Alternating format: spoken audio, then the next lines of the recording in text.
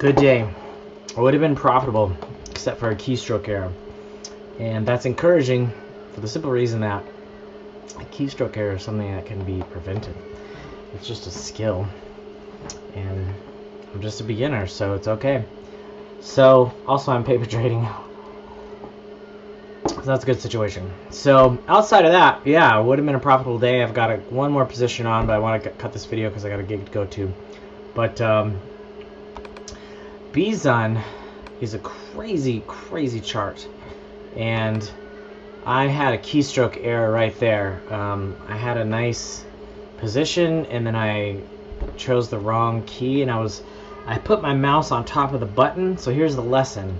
I put my mouse on top of the button, and then I was kind of hovering over the pad. I have a touch pad, and I had inadvertently clicked it, or subconsciously clicked it or something, and it was set on like 1,000 shares. So that was the other error, is like when you go away from the stock and then you click back, it comes in right at 1,000.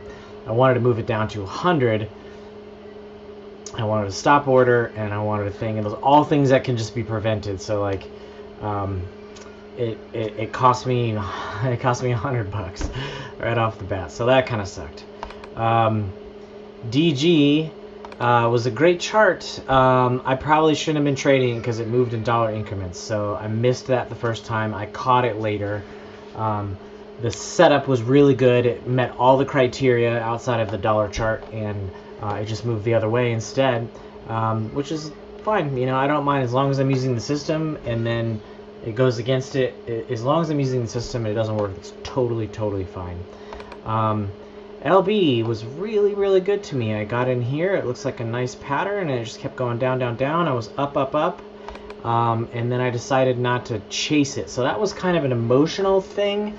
I didn't put my stop loss too tight. And so what happened is it moved back up, and it actually got within 0.01 points of like my stop loss, but then it went back down again. So it was like, and these are 3-minute candles.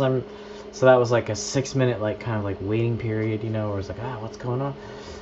And then it went down and down, and then it just turned the other way all of a sudden, and it hit my stop loss. So had I was trying out the idea of like just letting it breathe a little bit, and not, you know, like cramming it too close to the stop loss order too close, so that it could go up and down while still trending down. But what happened is, you know, it went up, and I didn't get as much profits as I could have. And DSW is still on. It's just kind of, I don't know, it's just trading like in this channel. So it's either going to break up or it's going to break down. I'm short, so obviously I'm hoping it breaks down. But I guess the moral of my lesson today is that